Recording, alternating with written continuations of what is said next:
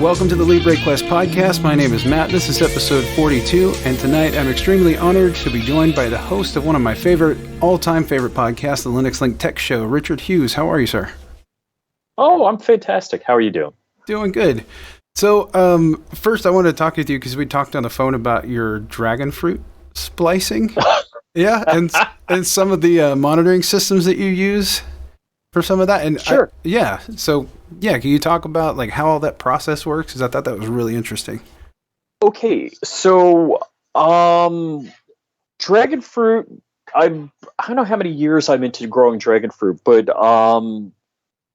they're a buddy of mine. So a friend of mine, I didn't realize he moved to Florida and he lives 20 miles away from me until like 2 or 3 years ago. We're both in New York at the same time at a friend's house. He's like, "Oh, I live in Palm Beach County." I'm like, "I live in Palm Beach County." I'm like, "Where in Palm Beach County?" He's like, "Dude, you're 20 miles away from me." So he has dragon fruit on his property, and he's got. I only have 1.25 acres. He's got 5 acres, and he's got all sorts of stuff growing, all sorts of bamboo. He's got just all sorts of beautiful bamboo growing. So he got me a little into that. And anyhow, he's like, "Oh, he's all crazy about dragon fruit." Now I've never even eaten one of them. But I'm a cactus guy. I like cacti. So I have a bunch of different cactus species I'm growing, just ornamental type stuff. But the dragon fruit is kind of neat. And then apparently there's problems with different species because in Florida where we get a lot of rain, like we're just coming into the rainy season, like the winter months are the dry season. And we'll get to like just about this point of time. So we're, mid-June. And a lot of times we'll have drought warnings because it's so dry here. But in the summer, it's very wet. The joke of, Palm Beach County, the summer weather, for 6 months or so, the forecast is mid-80s with chance of afternoon thunderstorms. That's just pretty much guaranteed. So what happens is you'll get root rot and a couple of conditions. So there's hardier varieties of dragon fruit that'll withstand the moisture. And you can do that. You can also mitigate that by having soil that drains well. So if you mix soil, and I'm right now doing like a coconut coir and, mix with a couple of other things, trying to get a soil that drains well and doesn't retain too much moisture. But anyhow, so I have a dozen different species of dragon fruit. And when you get new dragon fruit in, like I've been buying it from a company on eBay, company individual, I'm not sure. And they'll give you 2 pieces that are about like 18 inches long. And what grows new branches is where the spines are. So dragon fruit is typically like an extruded triangle. Like if you picture the logo for Mercedes, it's kind of like that TriStar, whatever you want to call it, extruded. And then there's spines on it, and it's the spines that actually grow the new limbs. So you can take a V cutter and do a V cut out of like a new species and put it on something that's indigenous to the area that doesn't rot, and cut the V chunk out, put that new V chunk in. I use my grafting method, for me, seems to be a little bit more successful than what I've seen other people do. So I'll paint it with tincture of benzoin, which is medical adhesive, and then use like some surgical tape to hold it in place. You bag it. I put a wet paper towel. That's my thing. Put a wet paper towel in there. And you don't leave it on the flesh of the plant. You just have it in the bag so it keeps the bag moist, like 100% humidity basically. And you keep it in the dark for like 15 days, take the bag off for 5 days, keep it in, a shaded area. When I say dark, I have a tiki hut. So that's where I do the grafting and leave my new growth type stuff that I don't want full sun on. And then you put it out. And then once you see, if you see that the graft takes good, the V graft, you can then cut all the spines off the plant. So only that part will grow in the future. So that's the technique to get it going. And I've had pretty good success. The other type is horizontal graft, so you just cut it and then splice the new piece on the top, and tape it together, bag it. It's not as susceptible as drying out, because when you do a V graft, you're doing something the size of your thumbnail in a V shape, basically. So it's pretty small. And so you're using, because you were saying something about, because when we spoke on the phone, you said something about using monitoring systems that are basically like Raspberry Pi Linux based systems to monitor soil. So my goal is I've tested it. I don't have it fully in place yet. So I don't have a sprinkler system at my house, and that's really a hurting thing. I really need to put a sprinkler system in. For 6 months of the year, I probably don't need to water. For the other 6 months a year, I need to water all the time. And same thing with a dragon fruit. What I'd like to be able to do is get to a point where I have, moisture sensors. I have the sensors that go into the soil. I have a rain gauge, and it works on 433 megahertz, and I have a software-defined radio receiver, and I have that hooked up to my Raspberry Pi, so it actually receives the data from the weather station, and the weather station does temperature and rain, so I know how much actual rain we're getting. So what I want to do is a fusion of the two sensors, so the soil moisture and the rain gauge. So I know, hey, we got rain yesterday and the soil's still wet, or we got rain yesterday and the soil's dry because we didn't get enough rain. So I know how much water to water the plants with. Did you say that you haven't tried like a dragon fruit, or have you tried one now? Like, have you tried eating? No, I've had dragon fruit, but Okay. when I was initially getting into it, it was just interesting. And for the last 7 years, I've been under financial constraints. I'm just trying to get myself out of debt. So a cheap hobby, as opposed to all the other hobbies that I have, Right. would be much better. So, buying two pieces of dragon fruit for $15 on eBay is a pretty cheap way to go. And I mean, the soil and fertilizer, all of the stuff adds up. And when you're building a trellis with 2x4s now, they might as well be gold. It's not that bad, but Well, yeah, it's bad though with the price. Certainly, the price of lumber is kind of Well, it used to be a 2x4 is $2, Yeah. and now they're $8. So yeah, it's crazy. So, but you said that you basically, when you splice them together, you can actually bring two different kinds together, and maybe one is more, I guess, it's better for the environment that you live in. Is that basically how that works when you splice them together? Yeah, what you want is basically the rootstock. So there are a couple of reasons to do splicing. One is if you only have one or two plants and you want to have more of them. So that's a good way to do it.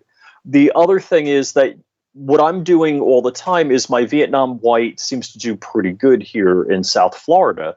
So I have a bunch of them already rooted, and they're going to be future recipients of a graft. So I'll either do a horizontal graft where basically I just chop the top off and, graft another species onto it, or I'll do the V graft technique that I described. So, how long have you been doing this splicing and stuff with dragon fruit? It's very interesting. About 3 years. I've grown some from seedlings. So now here's the other cool thing. If you grow them from seedlings, I got fruit from the store, you got a little bit of preparation on the seed. So dragon fruit is a lot like kiwi as far as the flesh. So there's a lot of seeds in it. So one dragon fruit will give you hundreds of seeds. A dragon fruit is, fist size, depending on what species. And typically in the store, there's three types you might find in the store. One is a yellow Pelora. The other is a Vietnam white, so it'll be red on the outside, but white flesh on the inside. And then the third type you'll typically find in a store is an American Beauty, which will have the red outside and red flesh. Interesting. So I picked up Publix here, and if you go to other bougie, fancy supermarkets like Whole Foods or whatever, they'll typically have this stuff in maybe a couple of different species. In season, my Publix supermarket has it. Publix is just the chain in Florida. And it's spelled with an X. So the preparation, like you'll scoop the flesh out, you get a strainer, and you gotta separate the seed from the flesh, and then you lay the seed out on wax paper and let it dry. And then the seed will be ready to germinate. You germinate it in a shady area. And it's tough to get. Sorry, what does germinate? I'm not sure what does that term germinate mean? Yeah. So getting the seeds to sprout and grow. Okay. So they don't like to be buried deep in the soil. A lot of people will say just you put them on like seed starting soil and drop them on the top.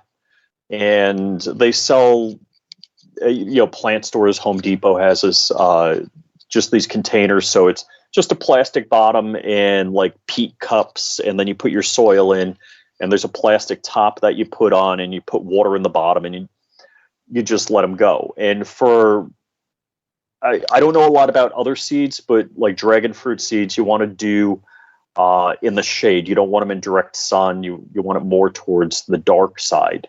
And they may take weeks to germinate. Some seeds will germinate, like the Chia Pet stuff. That germinates overnight. You just put that paste on, and boom, next day they're growing. Whereas dragon fruit could take up to 3 weeks to germinate.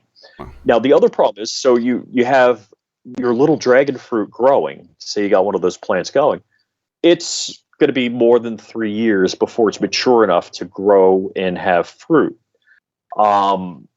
But if you take that little dragon fruit, let's just say I have Vietnam white, and I got Vietnam white. I'm so many that I'm ready to like just give it away or throw them out. And sometimes I do that. I'll post on nextdoor.com. I'm like, hey, I got dragon fruit. Anybody wants some? Come by and get it. But so the species that I didn't have, that I initially started growing the seeds from, I bought an American Beauty, which is the red skin, red flesh, and a Pelora, which is yellow skin, white flesh. I got the seeds, I grew the plants, and then I took those guys and did a horizontal splice onto some existing Vietnam white that I had that, like I said, grows pretty good here in Florida. And my plants are like years ahead. They're like 2-3 years ahead as far as the growth, because they already have that root system providing them the nutrients, and then they just grow like mad. Wow! So that's part of the part of the technique of grafting is that your plants are going to produce earlier than they would, like 3 years earlier, basically. Right. That's really cool. You're getting several years head start.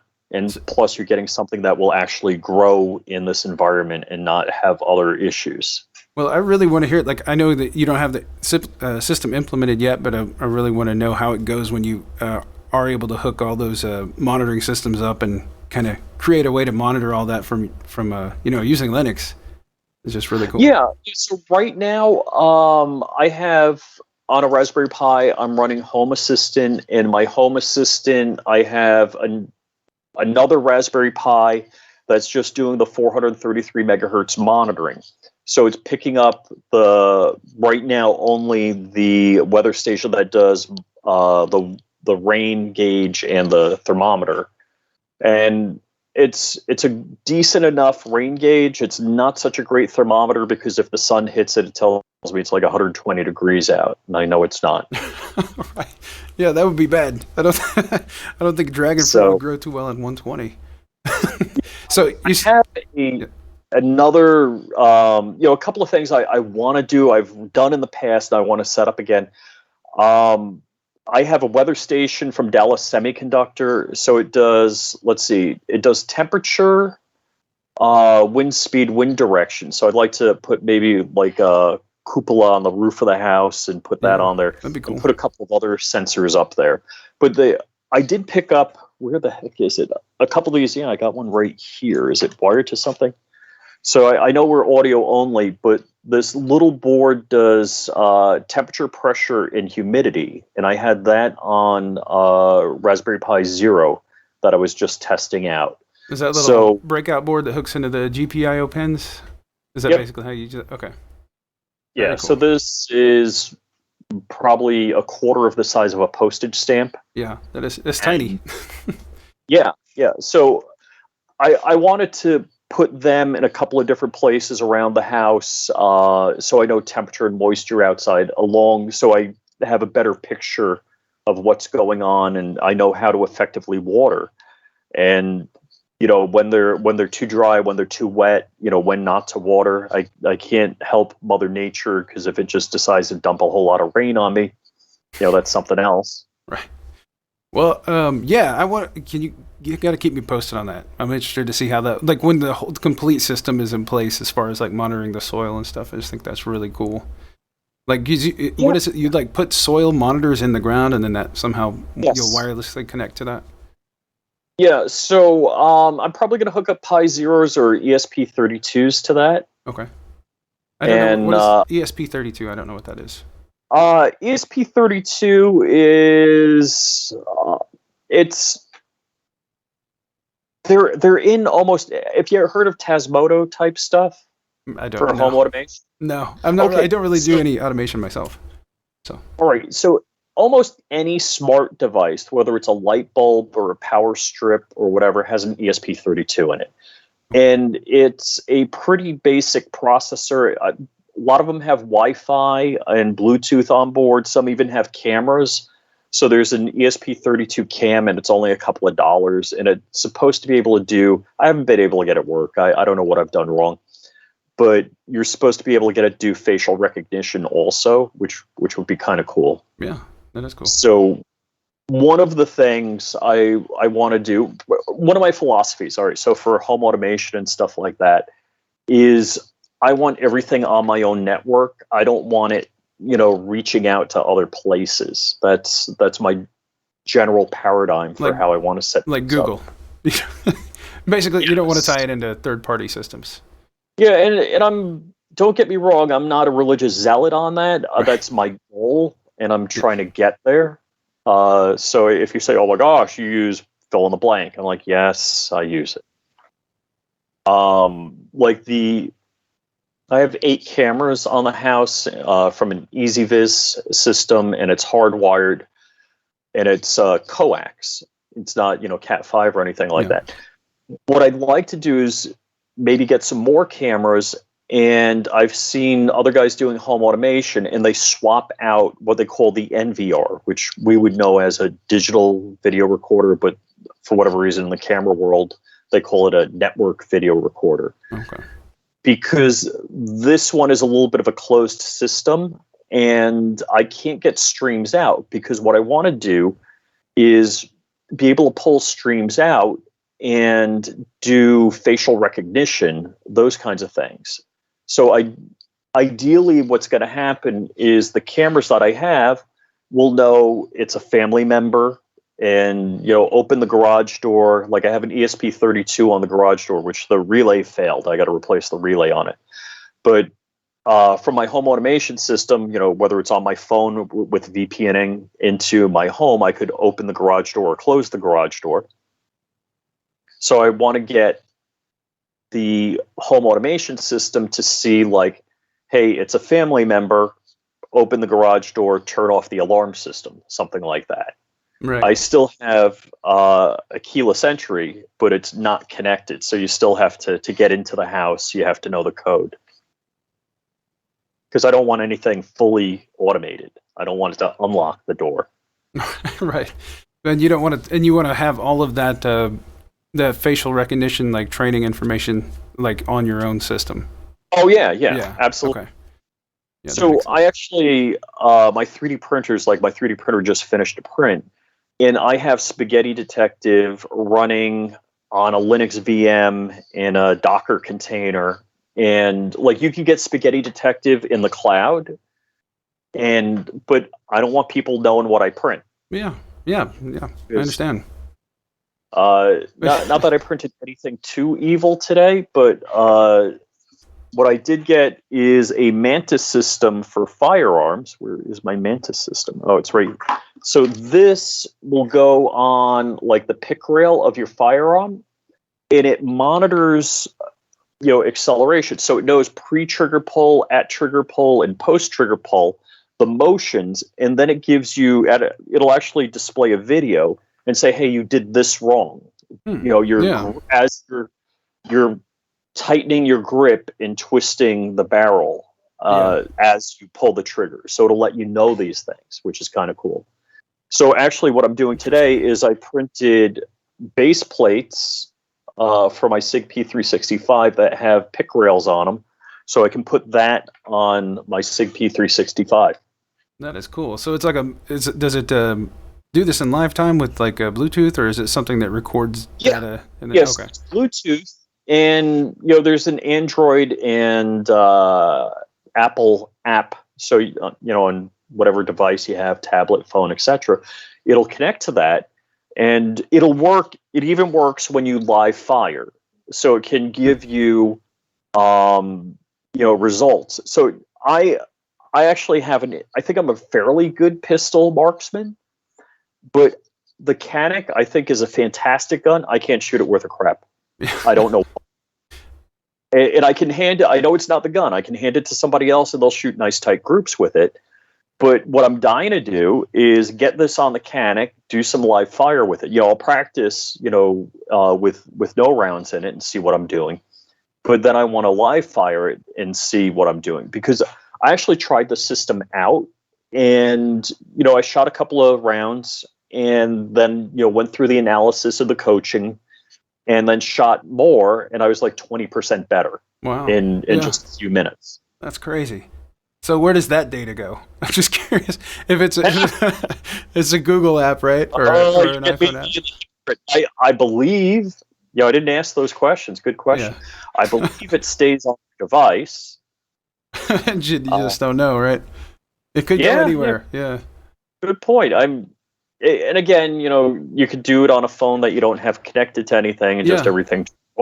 Yeah, that's true. But if you ever do connect to something, who knows if it pushes the data out? Yeah, who knows? Who knows? I was just curious if you did know. We kind of, who knows? I'm guessing Google, but you never know. Wow. So who knows? I wanted to ask you about the Linux Link Tech Show, because I discovered their stuff in like 2006, and they'd already been going for a couple of years. Oh yeah. And I learned about like a lot of the podcasters and other stuff that I also listen to from the Linux Link Tech Show, and because of the linuxlink.net. And I don't know, I always like when you're on, because you you always get out there and you, I don't know, you're funny. You have you're witty. A bit of a stir. Yeah, exactly.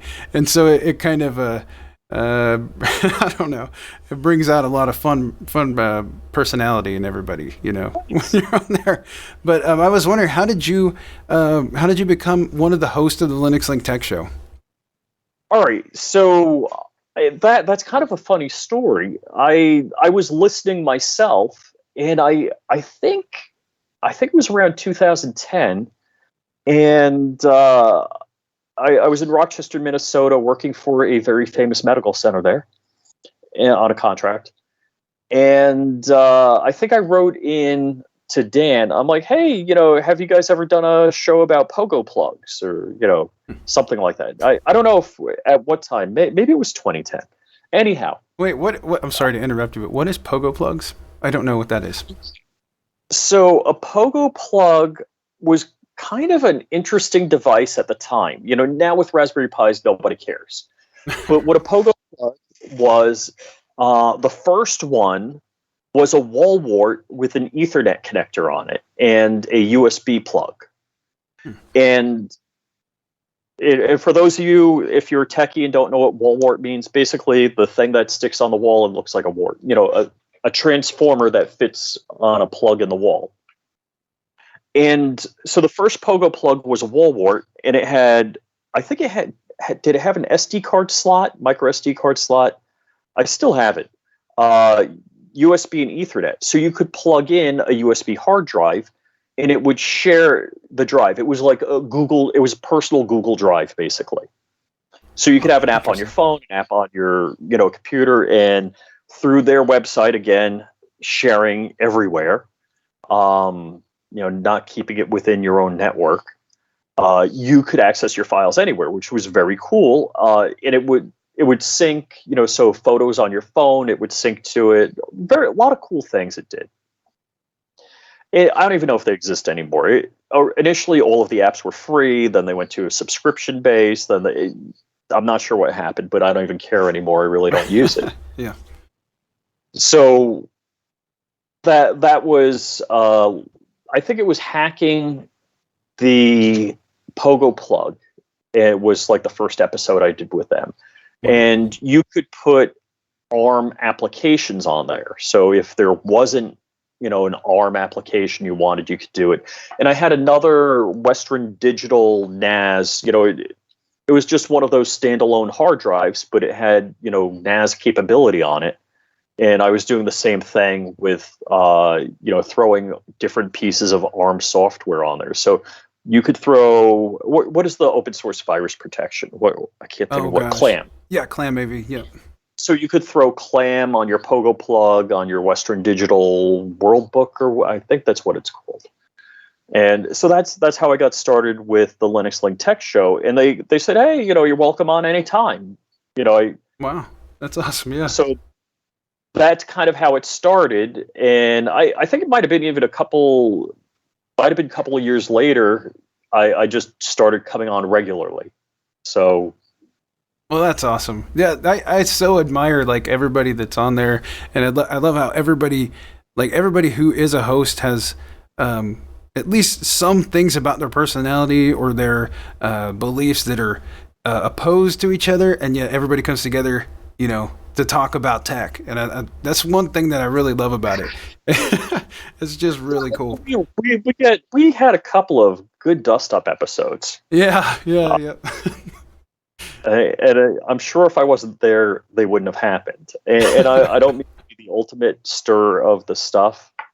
I think I hope that I come out to be rational. My wife is probably worse at this than I am, because I say she's like the Jehovah Witness of conservatism. I'm surprised she doesn't knock door to door. Like, hello, have I talked to you about conservatism today? My wife took a bite of the conservatism apple and just went overboard. And actually, so our anniversary was yesterday, 14 years yesterday. And I often say when I married her, she was a rhino, which means Republican in name only. And now she's like full Jehovah Witness conservative. Yeah. Yeah, I don't know. I mean, as far as the Linux Link Tech Show, I don't know. I've never gotten that idea that like as far as like that show goes. Like, I don't know. Like, I don't know. I appreciate all the different viewpoints of everybody that's on there. And I think it adds to the interesting. It adds to the dynamic, and I don't know. It's just great. It's really and I don't mind when you guys when you guys are disagreeing on something. I think it's entertaining. And and I appreciate, like, Dan is always the one who's like, hey guys, I remember there was a certain conversation that everyone was having, and Dan's like, this isn't the place, we're here to talk about tech. And I was like, that's cool. Yeah, that's cool. He's got the level head of the bunch, and I don't know, there's just a great dynamic. Wait, I think you're wrong on that. All right. That was just like I don't know. That was my takeaway in that situation. So. I think you missed an episode. Well, so yeah, the Linux, the cast has changed over the years. I do enjoy. Pat doesn't talk a whole lot. He's usually on the beginning of every show. Alan, he's been having expanding his family, so he hasn't been on a whole lot. Yeah. And it's funny. So the other thing that's interesting about all of this is, I haven't met a lot of the guys until it was an Ohio Linux Fest that a lot of us went to. So that's where I finally got to meet everybody. What year was that? Oh gosh. Oh my God. Probably was like more than 6 years ago. There was one where Mark Spencer was there. And I think there was the one prior to that. Was it the one with Mark Spencer? I know Door to Door Geek was there. That's where I met Door finally. And I do. So I've been on 2 podcasts with Door. So we do regularly the Mini PC show. And then the other one, which he doesn't do anymore, was The Makers, which was about 3D printing. So yeah, we're still doing the Mini PC show. So talking about single board computing, that kind of thing. Where do you find the show? Like, where's that at? Podnuts.com. So it's podnutz.com. And if I'm pimping things, if you don't mind, my website's flyingrich.com, which needs an overhaul, so please forgive me. In my YouTube channel, I just hit 3,000 subs. Congrats, and I do. Awesome. If you're ADD, it's a good channel for you. If you want to see just one topic type thing, maybe it's not the place for you. So I promised if I hit 3,000 subs, I would shoot my AK in my pool underwater. What? And, is that safe? I think so. That sounds dangerous. I don't know. Yeah, I'm gonna make sure it's safe. Let me put it that way. Yeah, that would. Yeah, I like all the parts of me, and I like the inside parts of me inside. Right. Yeah, that sounds a little dangerous. I don't like anything else in me. Well, I appreciate you sharing the backstory of how you became one of the cast members of the Linux Link Tech Show. And I already said, I think, I like when you're on there. I think it's makes it a little more interesting, a little more fun. Because, you usually have something to say that gets a reaction from somebody and a little You bit mean of Joel? Yeah. A little bit of a spirited and reaction. Joel's a good guy. I mean, I hate to say, we message off show and all that bit. So it is a little fun getting a reaction out of him. Yeah. Well, I wanted to kind of last thing that I wanted to talk about. Is there anything else that you wanted to talk about? Because I don't want to cut you off here. Yeah. So just I'm into 3D printing, printing firearms or parts for firearms, or I 3D print pieces. Let's see. Can I show you this? You can't see it, but the audience, because this is audio only. But like these are racks that the Raspberry Pis fit in. Like a triple stack Raspberry Pi there, like a cluster. So here's the coolest thing I'm working on. So we'll have to do a good visual guidance for you folks, audio land. So this is like a mini Mac trash can. Oh, I see. It's going to have a power port and a single Ethernet port. It's like a cylinder with a lid and a fan at the top and an Ethernet port at the bottom. And was that air intake slots at the bottom? And inside, it's like a Kinder Egg. Hold on. A cluster of 4 Raspberry Pis and a 5-port gigabit switch. Wow, that's crazy. Having nasty stuff all over and hiding it best I can, my goal is to have my, Mac trash can looking Raspberry Pi cluster like this. Is that something you designed, or is that a design that you got online? And when you say I designed, you mean like did you CAD that thing together yourself? All right, so somebody's done a single Raspberry Pi version of this, and I took, I scaled it up, did a lot of, I rebuilt almost everything. Let me put it that way. Was it an original idea of mine? Not exactly, because somebody else gave me the inspiration for it. Like their design was like this big, like a quarter of the size. Okay, that looks like a skateboard wheel. It's about, yeah, right. That's tiny. Good description. Yeah.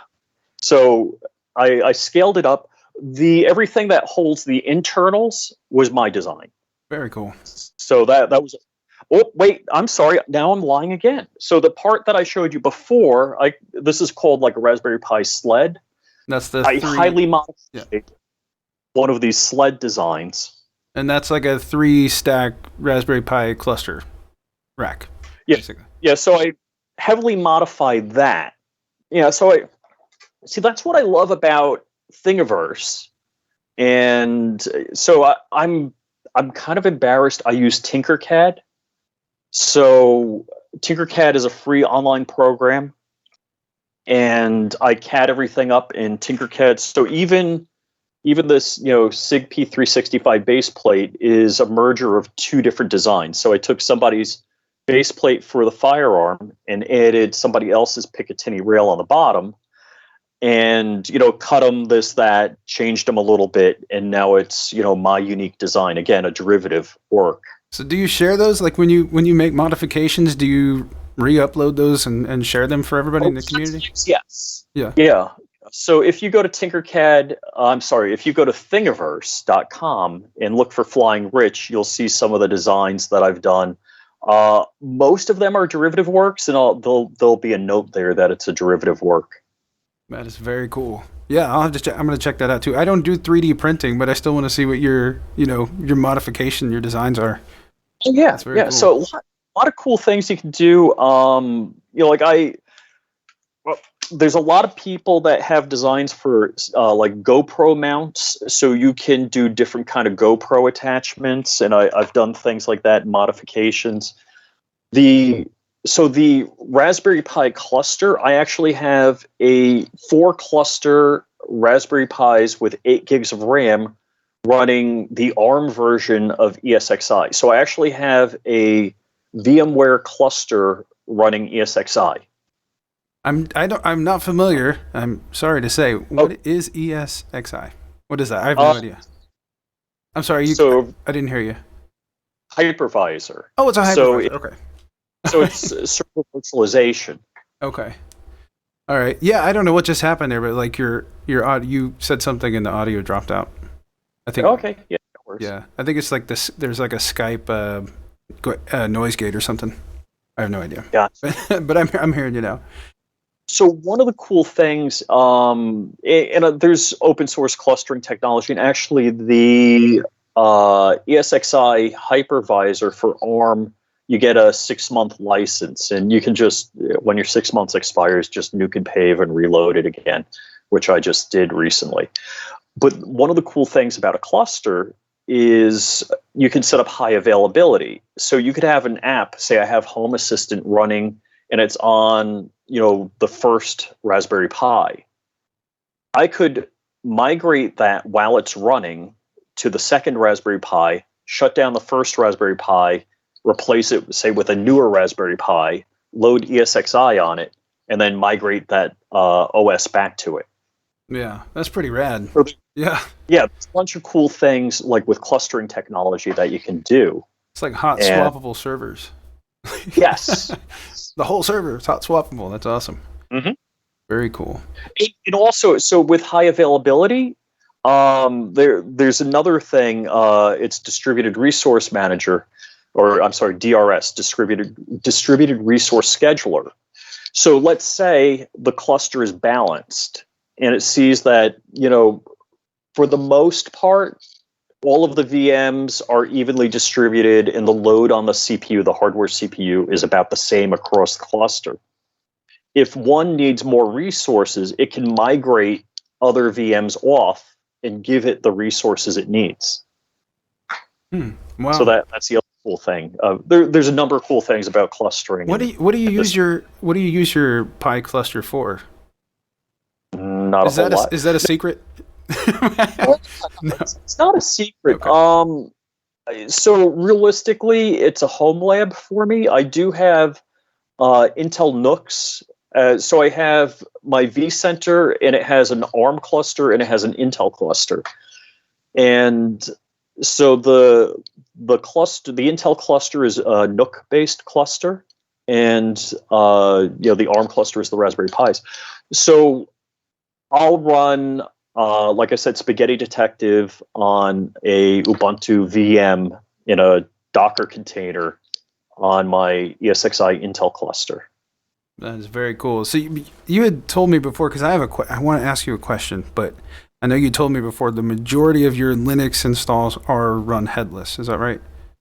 Yeah, pretty much. And so glad you mentioned that. So most of the time, the only time I use, let's just say, all of my single board computer stuff is headless. only time I plug a monitor in is for diagnostics for the most part. And that's why I like the Diet Pi operating system, because you can do everything on the SD card beforehand. So you can say, hey, here's my Wi-Fi information. Here's the passwords I want to use, and load these apps. You can plug the SD card in, and whether you're going Wi-Fi or Cat5, put power on it, and boom, the thing will load, connect to your network and load everything up that you wanted. So I really enjoy the Diet Pi that way. The Raspberry Pi, so the new Raspberry Pi 4s, you actually have 2 micro HDMI ports on them. Yeah. So you can actually 2 monitors. So you can do 1080p at 30 frames a second, or on 2 monitors, or a single monitor 1080p at 60 frames a second. Or do you mean 4K? Wasn't it 4K? Was it 4? Oh, maybe I think it's 4K. Yeah, I think, because I was reading about the specs when it was released. It was like 2 4K at 30 hertz or 1 at 60. That sounds right. Yeah, so it's one of my prior needs or desires was to have just like a keyboard, a mouse, and a pair of monitors, because I was working in Orlando and I was traveling place to place. So I didn't need a super high-end system. I needed like email, this, that, and maybe to SSH into another headless thing. Right. And that was one of my goals, was to have something like that. And I'm still running my quote-unquote desktop is my 2012 MacBook Pro.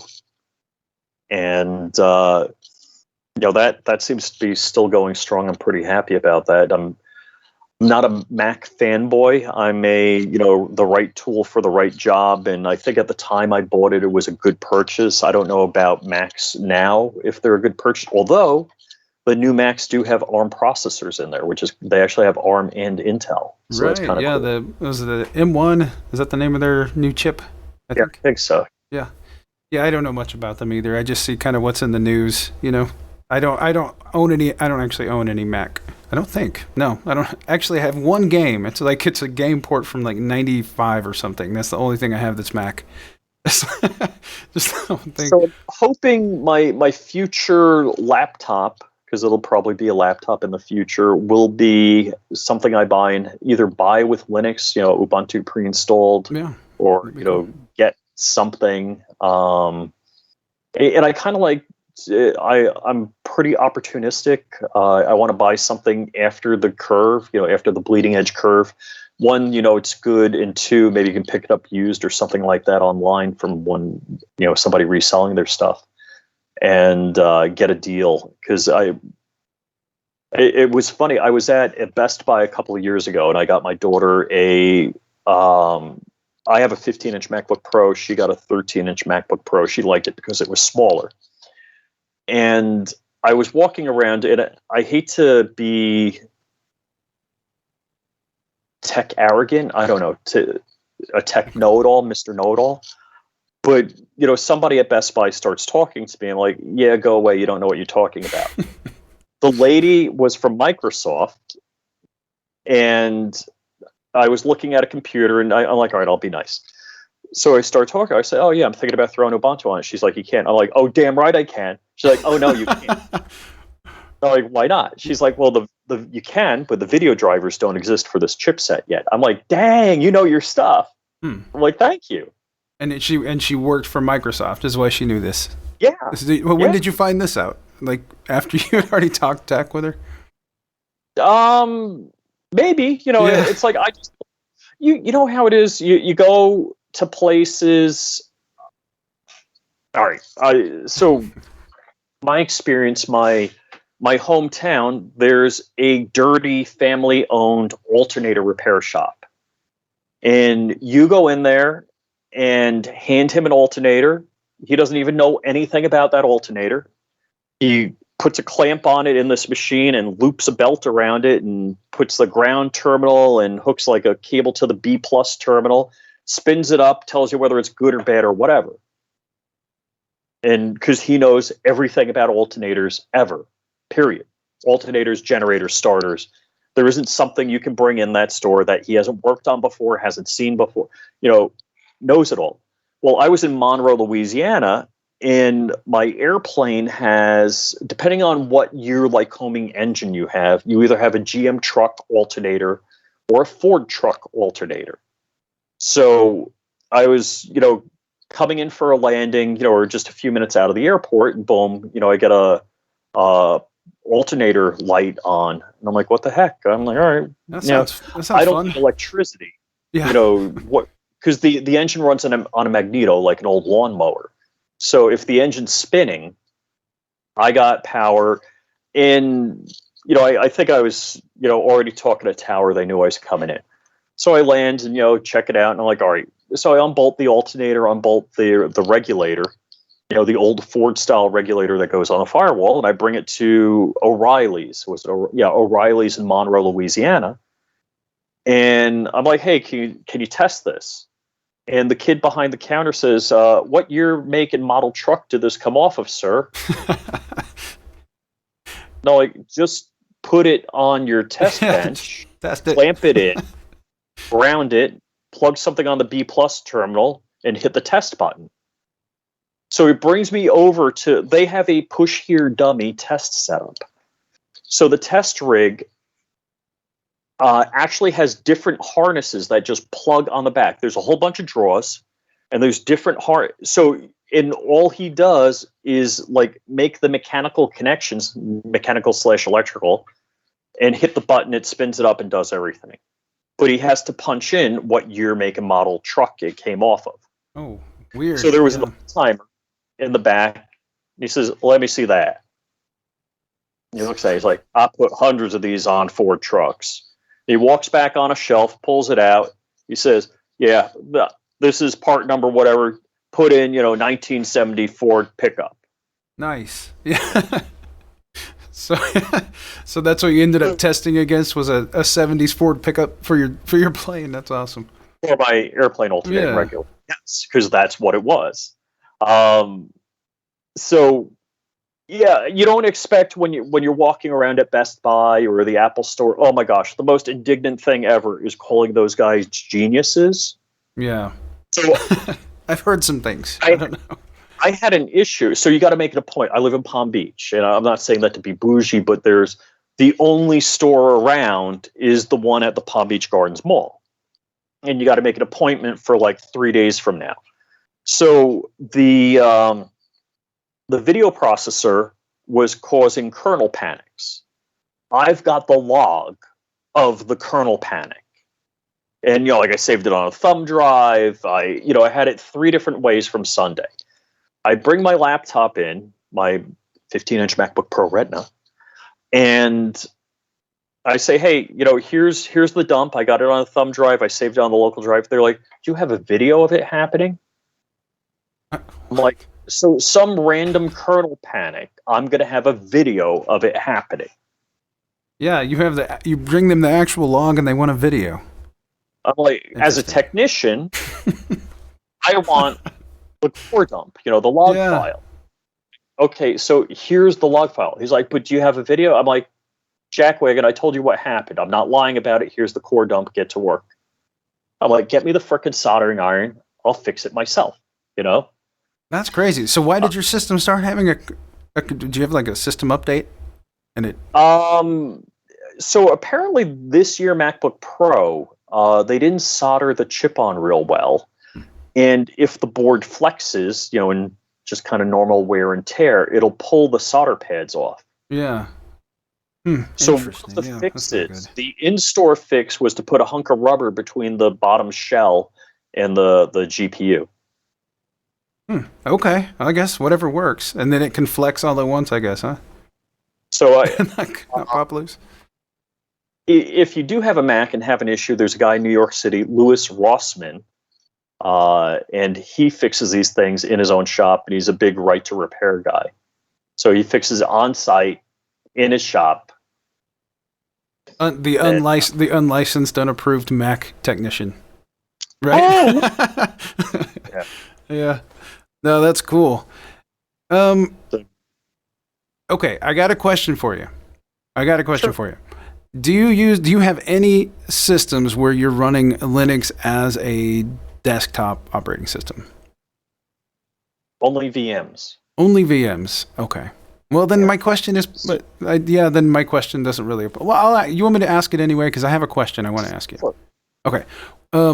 What's your opinion of the current Linux desktop experience, like today, versus how it would have been? I don't know. Let's say in times past, any time in the past. Like, what is your opinion of what the experience is like today? All right. So, the last time I gave a Linux desktop, and don't get me wrong, if you're a Linux purist out there, I'm with you. I mean, you might call me a heretic again. You kind of have to be OS agnostic for the most part. So, my daily driver, my work daily driver is a Windows 10 laptop. My personal desktop is my 2012 MacBook Pro Retina. And my Linus blanket that I walk around with is my 15-inch Chromebook. So the difference between all of those is the only thing I don't do on the Chromebook is video editing. I use iMovie or DaVinci Resolve on the Mac. And DaVinci Resolve is not open source, but it's free. And it's multi-platform, so Windows, Mac, Linux, it runs on everything. I forget what GPU they're requiring now, but they do. If you're interested in it, just check what GPU they require. I on my last real mini tower, I was running Luna, which was supposed to give you a Mac-like experience. Again, I'm not married to the Mac-like experience. But because it was like Ubuntu based, and so the first upgrade they had, or at least the first upgrade I experienced with it, you had to reload the operating system. So there was nothing on your OS that was salvageable. So I wasn't quite happy about that. That's when I decided, I'm like, you know what, if I'm going to run Linux, I'm just going to run Ubuntu in, whatever, I'm not into all sorts of fancy things. Realistically, my desktop computer, I have to be able to edit video with. So that's really all I care about, because that is the hammer that I edit video with. So, whatever open source, if it's DaVinci Resolve running on Ubuntu with a minimalist desktop, I'm cool with that. I'm kind of curious. Have you tried DaVinci Resolve on Linux? Are there any like missing plugins, video effects, that kind of thing that just don't work on Linux compared to Mac or Windows? I haven't, because I primarily have done. I'm trying to think if I have, and so one of the other things I want to do, because my MacBook Pro is only 16 gigs of RAM. I have 32 gigs in two of my NUCs that are ESXi host. And I think I probably could run an older version of DaVinci Resolve in like on Ubuntu desktop on one of the VMs on one of the ESXi hosts.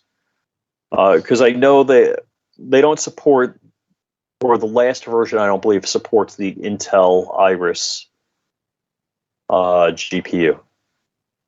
So But yeah, is that like they have? You said they have a requirement where you have to have a dedicated GPU. not a dedicated. I think it might be NVIDIA is what they're targeting their code for. Okay. Yeah. Yeah, I mean, I don't know. I've tried. I've never actually tried DaVinci Resolve myself, but I've tried Lightworks and the GPU, like the way they utilize the GPU, and I've tried on NVIDIA and on Radeon. Is just fantastic. Like I use Kdenlive Live, and it does good. Mm-hmm. Even just with the CPU, it does just fine. But yeah, the way they're able to utilize GPUs and stuff is just pretty impressive. And I don't know. I can't wait till it gets out of the experimental stage with Kdenlive Live. I think it's going to be really cool. But anyway, that's just I don't know. I don't have any experience with DaVinci Resolve, honestly. But I was just curious if you had tried it. Just want to know if there's like what kind of experience you would expect. But yeah, if you do try it, let me know, I guess. Yeah, sure. So typically I'm kind of a bad DaVinci Resolve video guy also. Among all of the other things I'm bad at. What I would use DaVinci Resolve for typically is if I did a multi-video camera shoot, I would do the merging on DaVinci Resolve. There's some great tools in there. It'll actually, so if you like clap or clap twice on your soundtrack, it will sync the soundtracks of the videos together in the timeline, and then you can just pick which video you want. So I would do the initial camera cuts on DaVinci Resolve, export it, and then bring it into iMovie and do the final edits on that. So if I'm going to do voiceovers or whatever. But there's so many cool things that you could do with DaVinci Resolve. Just look it up on YouTube. It's pretty amazing. Yeah, I've seen some of their. I know their hardware is pretty impressive as far as like their. Oh. You know, have you looked at any of their hardware? What is it? The camera? What is it called? Yeah, there's this one. It's like I think it's like a 4K mini, and you can use it to like kind of like a GoPro, but it shoots like super high quality video and stuff. Yeah, they have some really high end equipment. Yeah, so very cool stuff. Yeah, if you're in, I shoot most of my videos on my cell phone, so I've got a Note 8. So the underwater footage I'm going to be shooting on a Low Pro, so it's a cheapy, GoPro knockoff. You call it a Low Pro? Yeah. That's not the brand name on there, is it? Like Low Pro? No. Camera? This one, I don't know if you can get it anymore, or I think if you can get it went up in price. But this is a DB Power. It actually is pretty good. It came with all sorts of accessories, and I think it was like sub $40. Very cool. Yeah, you find good deals. I noticed like you did a whole video series and you've talked about it on the Linux Link Tech Show. Who is it that makes that watch, the smartwatch you have? Oh, the Wise Watch. Yeah, the Wise Watch. I got on. Yeah.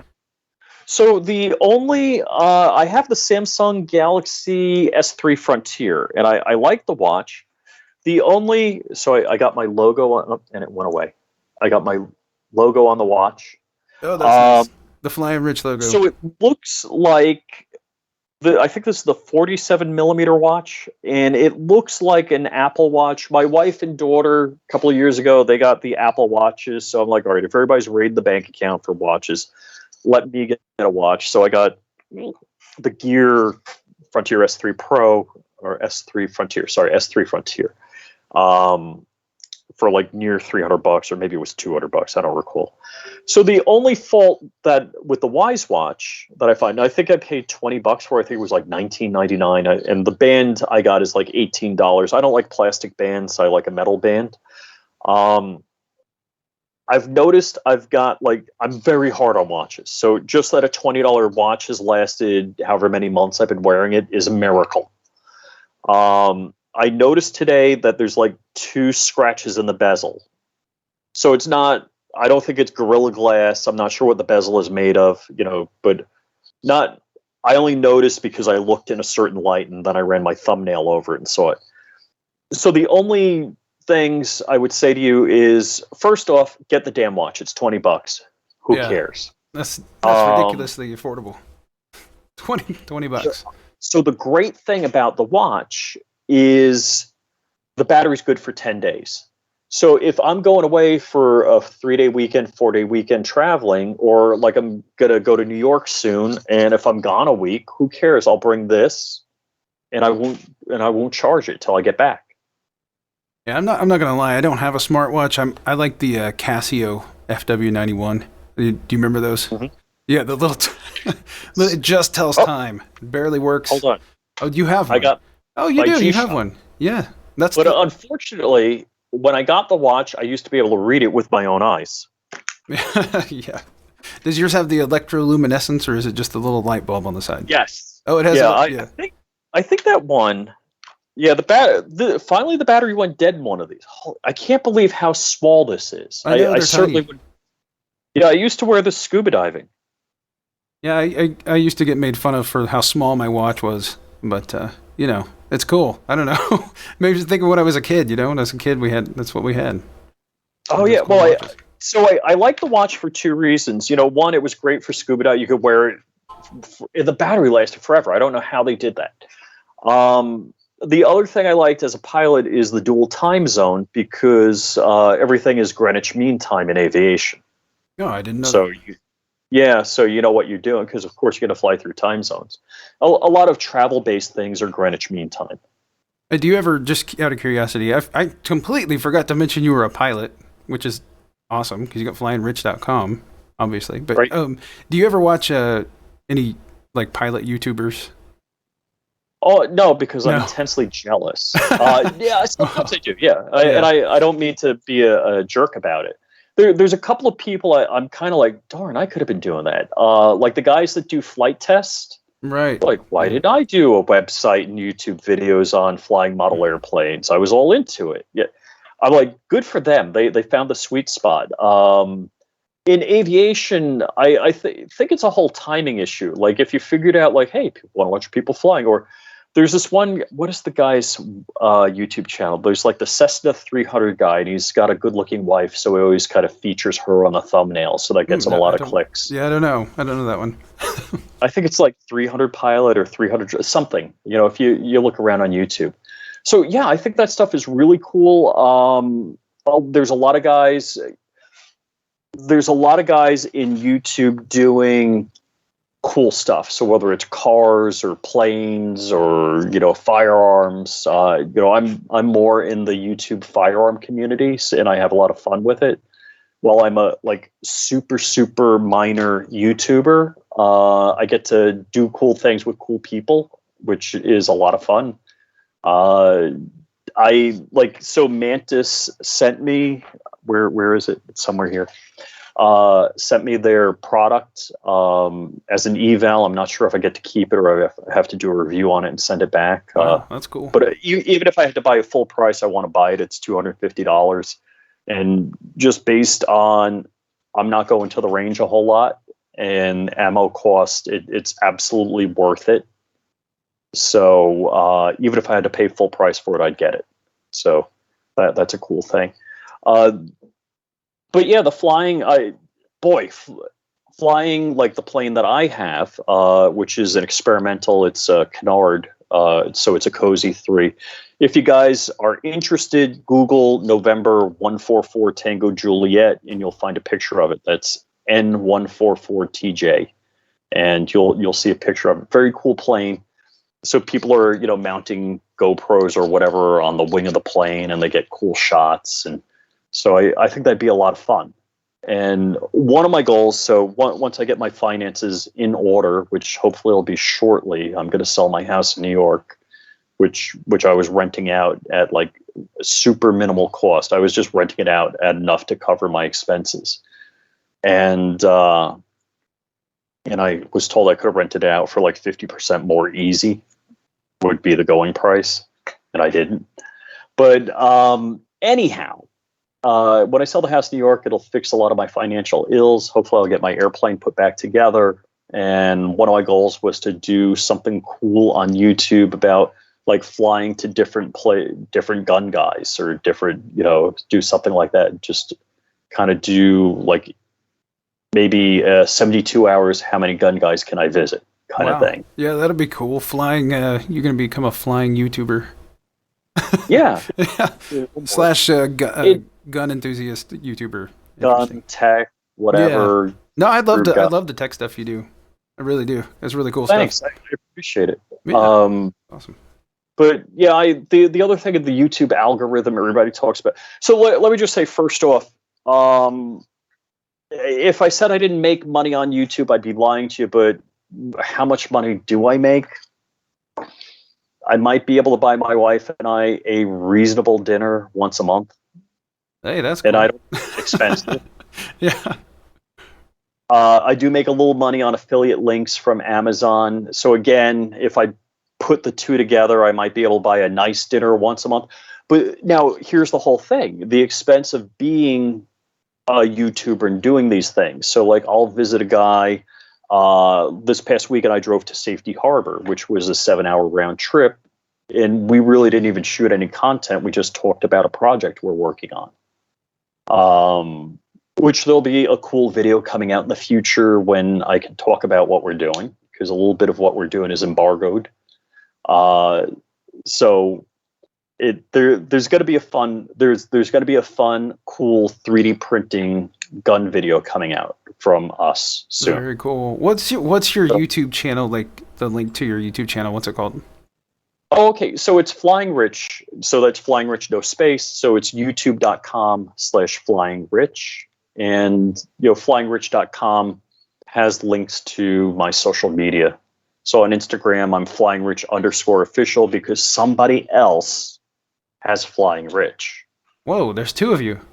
There's another Flying Rich in the world. I put a friend request in. Oh, you did? Well, it's getting kind of... I need to wrap it up over here, Rich. I appreciate you so much being on the podcast. Awesome. It's been fun. It's been fun talking to you. Yeah, it's fun chatting with you. I appreciate it. Thanks. All right. Well, I guess we'll call that the end of the show, and maybe I'll talk to you again sometime soon. I really want to know what happens with the monitoring systems as far as how that goes. All right. We'll talk to you later, Rich. If you enjoyed this episode, you can join me on Locals at Librequest.locals.com, where I'll be posting exclusive interviews, some of my music, and other things. And we can talk about whatever you want to talk about as well. For other ways to support me, you can visit Librequest.org, that's LIBREQUEST.org, and thank you for being a listener. Until next time, I'm Matt, and this is Librequest.